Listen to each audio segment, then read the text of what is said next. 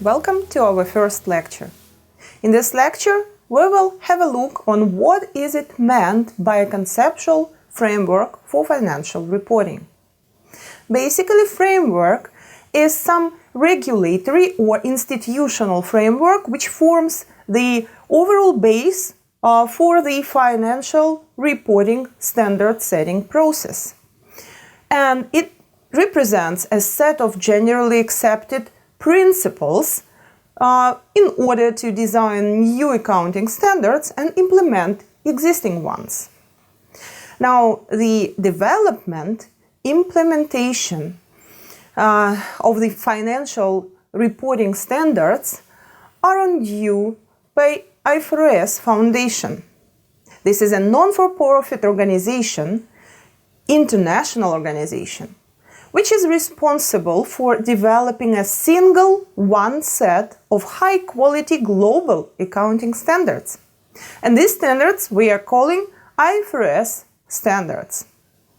Now, what should be considered within the legal environment? Let's have a look. Main elements which impact companies' accounting and financial reporting processes are national laws, which might vary from country to country, European Union or other regulations, which also will depend on where company operates, securities and exchange rules, tax regulations, and accounting principles. Now, the key goal of IFRS regulatory framework is to ensure that the users of financial statements receive information which is good enough or which is of high quality to enable them to make effective economic decisions, which means that our financial reports, financial statements should be oriented on the external users that make economic decisions. Now, can you think about benefits and barriers for accounting regulations? Can we think about the next? What if financial information which comes from different countries lacks consistency? Or what if reading and interpreting the numbers in the financial statements and doing business overall makes us more and more confused and makes the process more and more complicated? Well, all these questions are answered by IFRS standards, meaning that we will consolidate the results coming from different parts, and this process becomes easier if all the countries follow the same rules. For investors, harmonization or moving to the standardized process will make it much more easier to compare various entities between each others and to make fully informed investment decisions. What we can say else here is that harmonization or using a single set of reporting standards makes it much easier to control tax statements, therefore limiting tax avoidance. Now, when we have considered all the benefits and we can say that that's obvious, let's think about barriers that make the full harmonization of accounting standards almost an impossible task. Basically, we will speak here about different social, political, economic contexts, differences in legal systems of different countries, cost which might increase in terms that company will need to make reorientation of its financial statements to the new standards. Now, let me introduce to four main institutions which are at very heart of the IFRS standard setting process. The International Accounting Standards Board, or IASB, the IFRS Foundation, the IFRS Interpretation Committee, and IFRS Advisory Council. Let's have a look at the typical process how the new standard, new International Financial Reporting Standard, is developed. At step first, IASB identifies a topic. Then it appoints a committee from its members, discusses paper, draft report with the main stakeholders, then encourages comments from a wider audience. At this stage, IASB will publish an exposure draft.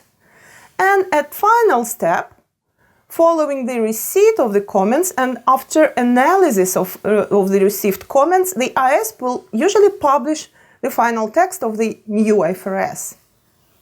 We will now move to the next question and we'll discuss why conceptual framework is necessary and what an alternative system might be.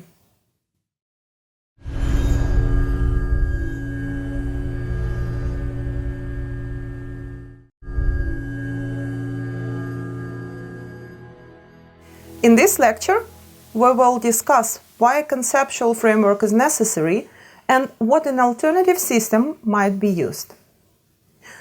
When we look at conceptual framework, as we have discussed in the previous lecture, we will usually speak about a single set of generally accepted theoretical principles, and these principles will guide bodies of financial reporting to design financial reporting standards and help users to apply them in practice. Now, the approaches which might be used in order to form financial reporting standards are as follows. There are only two ways to follow when designing financial reporting standards. It might be principle-based approach or rule-based approach. Let's speak about each of them in turn. The first one, the principle-based approach, which is, implemented in the IFRS standards, requires a single set of the general principles, and the main goal here will be to lay down the general principles that shall universally govern financial accounting, and such principles will make a link between the objectives of financial reporting and the general principles. Of course, such type of standards will be basically oriented on investors. The second approach, rule-based approach, assumes a detailed regulation for all the companies to uniformly follow and to low level of interpretation. Such approach is based on detailed regulations which are provided to all the entities, and the companies in this case must uniformly follow such regulations. Now, as you may understand, this leaves very little space for independent interpretation. And basically, this is where the form over the substance usually meets. The main disadvantage of a conceptual framework and following a principle-based approach are that the transactions or issues are not specifically addressed in the standards. Having a conceptual framework helps to avoid firefighting. Such type of standards might be more difficult to ignore. The standard setting process will become more credible in terms of financial reporting, and it might be less influenced by vested investors or lobby groups. As you may see, main advantages of conceptual framework can be viewed at the same time as disadvantages of the rules-based system. Now let's consider the main goals of conceptual framework. And the first one is to develop and review. Of course, this framework will help the IASB to develop new standards and to review existing ones in order to implement any changes which are requested by main stakeholders or which are obviously needed at the moment. The next goal is promotion of harmonization. This actually reduces the number of alternative accounting treatment and provides a common base for financial reporting. Development of national standards. Basically, what conceptual framework does in this sense is that it helps national standard setting bodies to develop national accounting standard rules. Very often, such rules are issued in terms of following the same principles as IFRS, meaning as simple and as matching as IFRS are. The next goal is to assist preparators of financial statements in applying IFRS, and here conceptual framework will help to understand how physically, in real life, these standards can be applied, providing detailed guidance on what should be done in different situations. And finally, conceptual framework assists users of financial statements in interpreting financial information.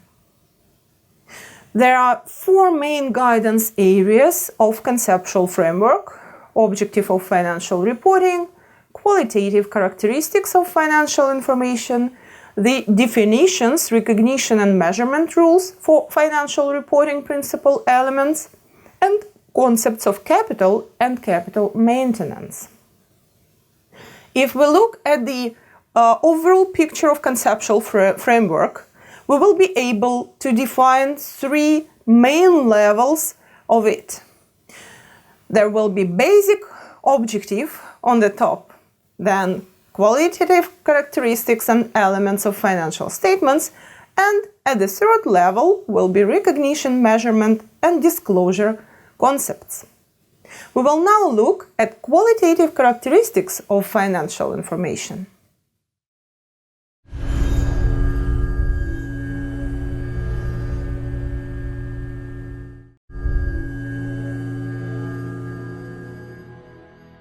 As you know, financial statements are basically focused on the needs of external users.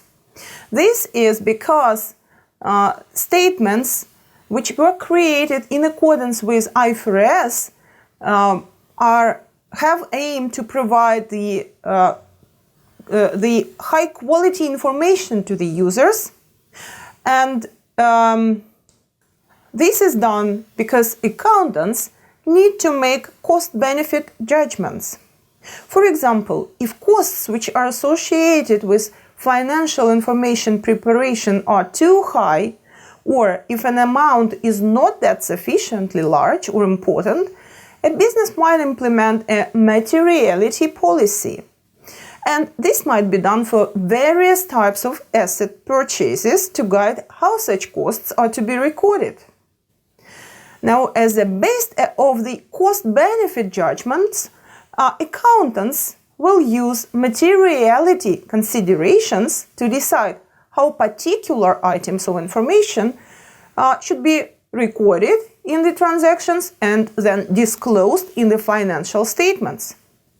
For example, a business might have a materiality policy for purchase of office equipment, whereby anything costing some amount of money will be less and it will be expensed immediately instead of being recorded as an asset. And in such situation, the purchase of, for example, $100 or less will be recorded as expense instead of an asset to avoid having to record the depreciation expense. Now, accountants must also make decisions based on whether the information which they provide to the external users is really useful? To answer this question, the typical accountant will consider several sub-questions, such as: is the information which is provided in financial statements comparable to prior periods? Is it verifiable? Is it presented with clarity and consciousness to make it understandable? And all this will be based on readers' perception of the usefulness of accounting information. Such perceptions will be determined by how well those who prepare financial statements address qualitative considerations. The main objective of high-quality financial information is to provide such information, such level of information about the reporting entity that will be useful to present and potential equity investors, lenders, and other creditors. Or, in other words, for those who are making decisions in their capacity as capital providers. Now, financial statements provided by issuing general-purpose financial statements will have one assumption: the users should have reasonable knowledge of business and financial accounting. And this will really matter in order to be able to understand what information do they get from financial statements. Here, standards will be needed as a base of a single conceptual framework, but not in a various frameworks. Let's consider two types of qualitative characteristics: fundamental and enhancing. Fundamental characteristics refer to relevance and faithful representation, whereas enhancing will consider comparability, variability, timeliness, and understandability. And those all will be the characteristics of financial information which is able to influence investors' decisions. We will now look at principal elements of financial statements.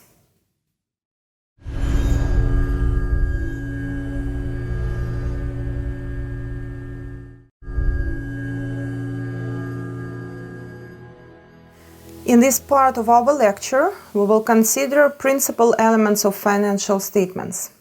Now, financial statements, as you know, are normally prepared on the assumption that the entity is in question of a going concern. And this is crucial to understand that going concern is an underlying presumption that the company will continue to operate in foreseeable future, and that this company has sufficient funds to meet its obligations. Now, it is very important to understand that going concern is the main point for not only financial statements representation, but for auditors' opinions, for perceptions of the investors, and so on and so forth. Let's consider 5 key elements of the financial statements. Well, when we are saying that the overall goal will be to represent our information in reliable and faithful manner, we will consider representing in our financial statements these 5 elements of the statements.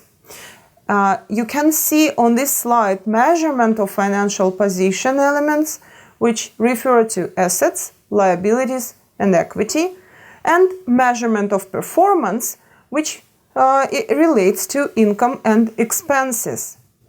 Now, as you may understand, this will influence the reports, the statements, the amount and nature of statements which will be included in the overall financial reporting of the company. The basic elements which we have defined for theoretical structure and understandability are assets, or we would say that these are present economic resources which are controlled by the company. The assets should represent the result of past events, such as purchasing, exchanging, rent, or anything else. The liability represents the obligations of the entity, and this is an obligation to transfer an economic resource as a result of past events.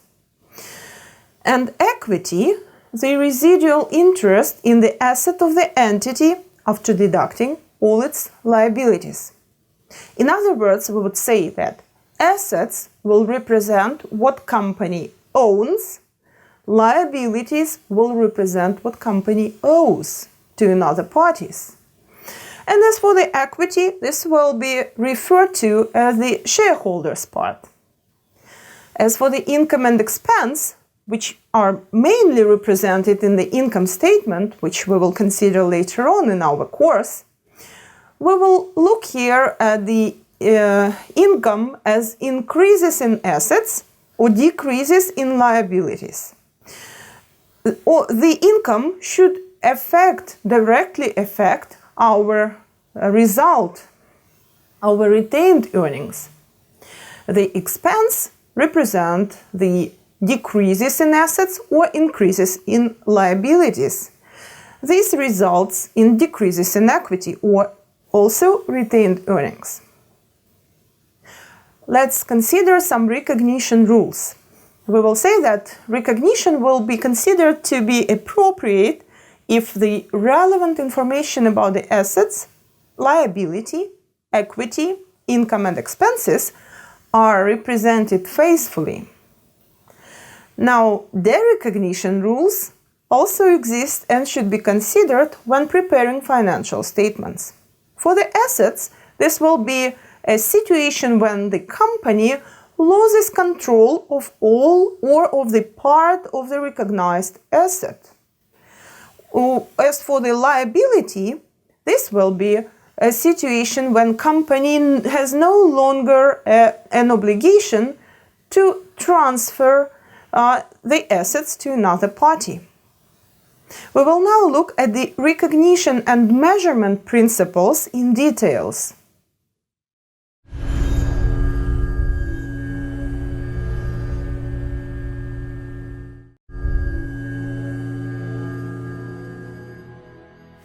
Let's now speak about recognition and measurement rules in IFRS standards. The conceptual framework for financial reporting assumes that there should be recognition, measurement, and disclosure concepts. There are some assumptions, principles, and constraints associated with this framework. As for the assumptions, we need to understand that financial reporting should be represented by a single economic entity, separate economic entity. The economic entity should be of a going concern, which means should be able to operate in the foreseeable future. Monetary unit, which means that all financial statements should be represented in terms of money. Periodicity, which works for consistency of presentation, and financial reports will be represented every half of the year or every year or even every quarter, depending on the aim. An accrual concept, which will be considered later on in this course. As for the principles, we need to be aware here about the measurement principles, revenue recognition, expense recognition, and disclosure issues, which overall covers the volume of the information which is represented in the financial statements.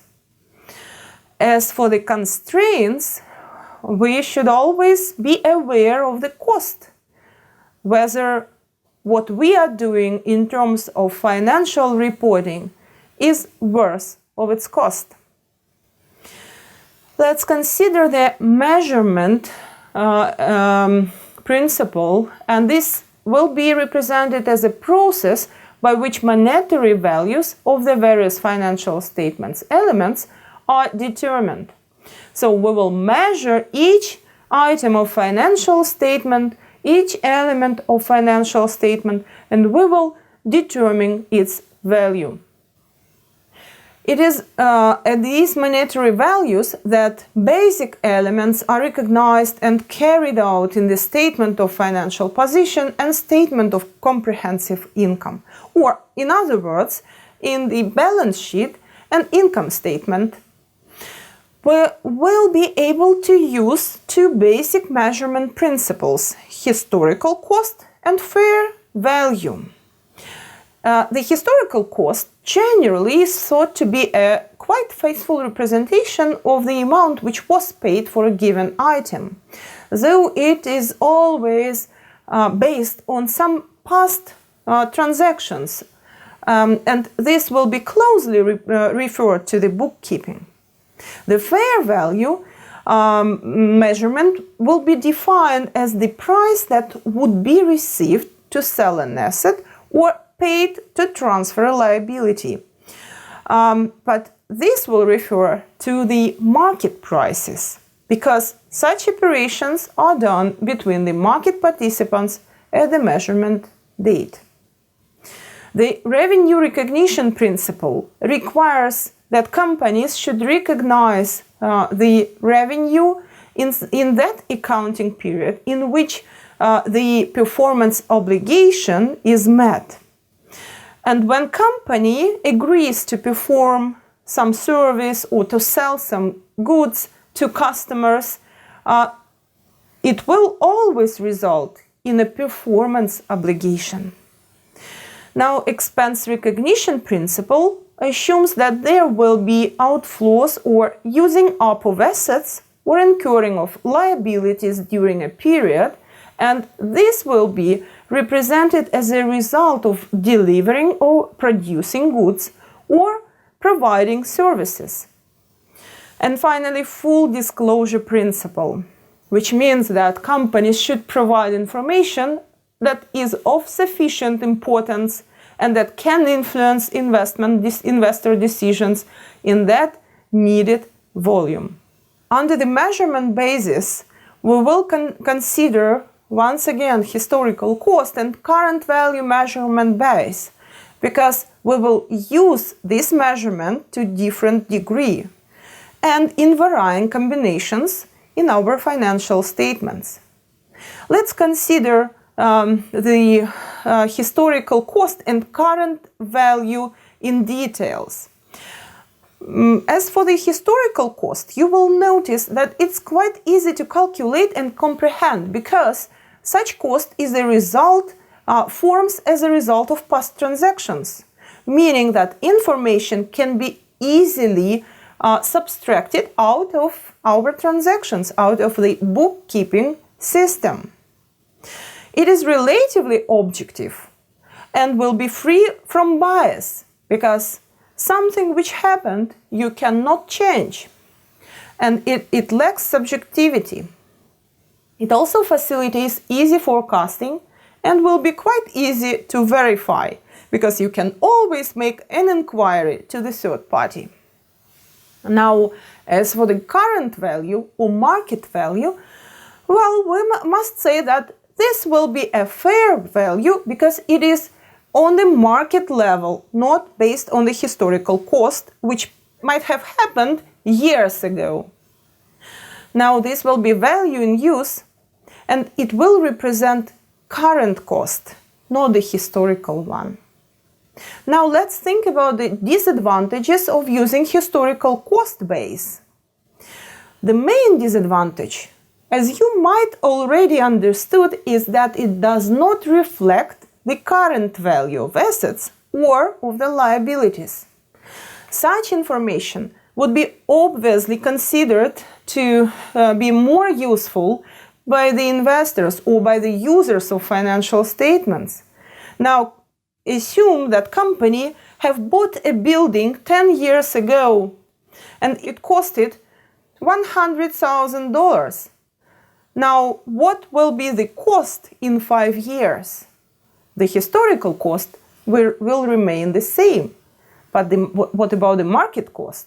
Of course, sometimes it's more it's more reliable and more understandable to use current measurement basis, which include fair value, or the price that would be received to sell an asset right now in the market.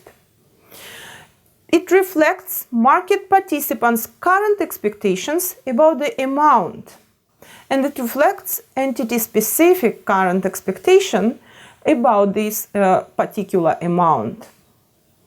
The current cost reflects the current amount that would be paid to acquire an equivalent asset, meaning the same, with the same characteristics or similar characteristics, will be received to take on an equivalent liability, meaning on the same terms, on the comparable terms. And the key advantage of current cost approach is that it will provide our users with more relevant information. And this information will basically reflect current state and performance of our company. Now, what are the drawbacks of such approach? Current cost will be typically considered to be more subjective and therefore less reliable than a historical cost approach. Of course, because it's all based on the measurement.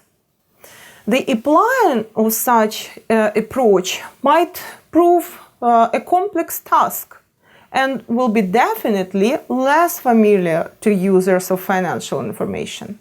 Monetary items will be still carried at their historical cost, and it might not be relevant under current market conditions. And also, it may sometimes be quite difficult to obtain appropriate current cost values for all non-current assets, especially if no market for such assets exists. Consider if company produces some new product. How to measure the fair value? We will now look at accounting information system.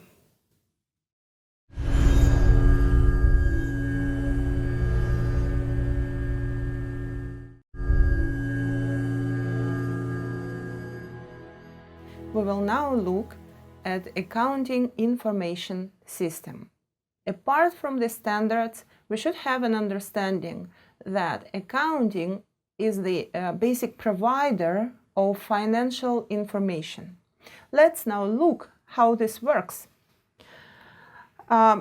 We say that financial information comes from transactions, and accounting is aimed to collect all the data which is setting into this system and will provide us with financial reports and financial statements as the result, as an output of this system.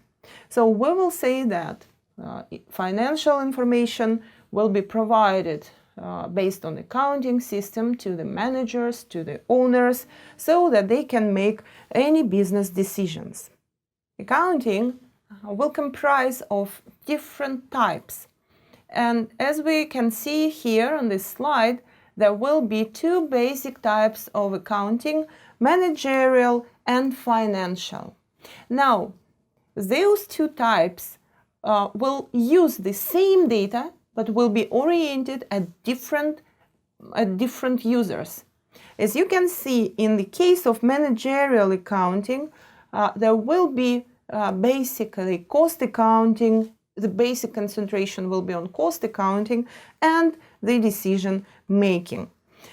In terms of financial accounting, and this is actually where we are looking at financial statements, at the standards and so on, this will consist of basic financial statements preparation. The basic aim will be to provide information for putting those into financial statements, such as profit and loss account, balance sheet, and cash flow statement. We will have a look at these financial statements in more detailed way later on, but let's now try to understand that these two types of accounting will serve different aims. in case of managerial accounting, we will be primarily concentrated at costs and at decision making. And this type of accounting does not have any standard, which means that it is not a regulated area from the outside.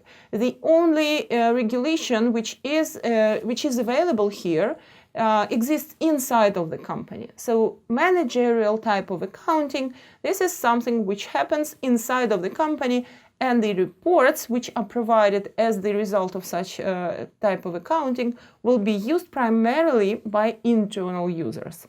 Now, in terms of financial accounting, this is where we are looking at IFRS and at any other standards and standardizations and regulations which provide us with rules and with principles that we should follow. But of course, for the financial statements, we can say that those will be used as by the external users as well as by the internal users. Now, financial accounting will provide information also to managers who will use income and earnings for the period, sales, available cash, production costs, and so on and so forth in order to make their decisions. And here you can see the spheres of the decisions which are supported by financial accounting to managers. They will help those to analyze performance and position of the company, which means the overall picture, that will get the overall picture of financial results, of financial performance. This will be also helpful to make appropriate, to undertake appropriate measures to improve the results of the company, to have a look whether there is sufficiency of cash in order to pay dividends to the stockholders, and pricing decisions will be supported by financial information as well. As for the employees, you know, those are internal users of accounting information. And in these terms, we can say that employees are also using financial information generated by accounting information system. Now, what kind of information will employees be interested in? As you can see here, primarily there will be profit for the period and salaries which are paid to the employees. Now you can now think about the purposes. Why do employees need such kind of information? First of all, they will be concerned about their job security, and they will need to consider, they will need some how to make decisions about staying in this company or looking for another job.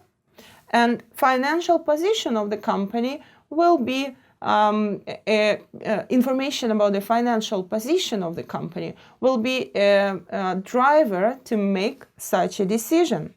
As for the owners, those are also internal users of financial information from the view of accounting information system. Now you can see what type of information owners are usually looking for when looking at accounting financial statements. This will be profit or income. Of course, owners should be aware on how company did last year, for example, or last period. What resources or what assets do they have? What do they own? As well as how much do they owe to other parties in terms of liabilities. Now, as you can see here, the decisions which are supported by this information are additional investments, considerations about additional investments, about expanding the business, and it is very important that owners have understanding whether they have sufficient resources and sufficient cash to expand their business. And in case if no, should they borrow funds, additional funds, in order to support their plans, their future plans. And here you can see the overall picture of the users of financial information in terms of internal and external ones. As for the internal, we have looked at the management and employees. As for the external, we can list here advisors, analysts who provide consultations, lenders, customers, government, because they need, and tax authorities, because they need to know how many taxes will company pay, and public. Now, from the perspective of the users, let's think about the next. How users can influence accounting, if they can. What if accounting is targeted at government and tax authorities? How this will transform our statements, our presentation? What if accounting will serve mainly for internal users? These questions have been asked for decades and have been discussed. Finally, the decision was made that financial information and financial statements should be oriented at external users and at the investors more than at other types of users, such as government or owners. As you know now, the system and our life is changing, and there are advances in cyber-physical systems. There are crucial changes that affect the speed, the space, and economic value of businesses. And in these terms, accounting is not an exclusion. Technologies influenced accounting as well. Currently, most of the companies use computers or, let's say, databases to collect and to present financial information. And here is the point where GIGO rule works. Now, what does this rule stand for? Basically, this refers to the quality of the information, which namely means that if you put garbage in, you will get garbage out. This affects the quality of data which should be gathered in order to get quality reports at the end of the accounting process. We will now look with you at debits and credits and at the accounts which will collect the data and then will be represented in form of financial statements.